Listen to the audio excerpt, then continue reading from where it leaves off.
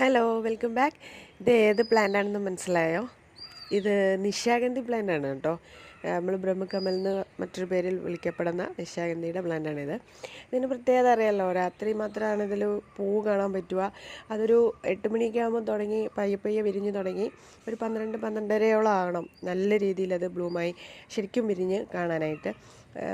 നല്ല സ്മെല്ലുണ്ടാവും എന്നാണ് പറയാറ്. പക്ഷേ നമ്മുടെ ഇവിടെ ഉള്ള ഒരു പ്ലാന്റിന് അങ്ങനെ വലിയ സ്മെല്ലൊന്നുമില്ല.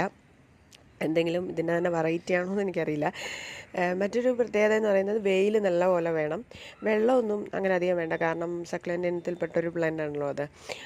അതുപോലെ തന്നെ ഇപ്രാവശ്യം ഇതിൽ മുട്ടുകൾ കുറവാണ്. സാധാരണ ഒരുപാട് മുട്ടുകൾ ഉണ്ടാകാറുണ്ട്. നല്ല വെയിലത്ത് വെക്കണം. മറ്റൊന്ന്, നമുക്ക് അധികം വളമൊന്നും ഇതിന് കൊടുക്കാനായിട്ട് ആവശ്യമില്ല.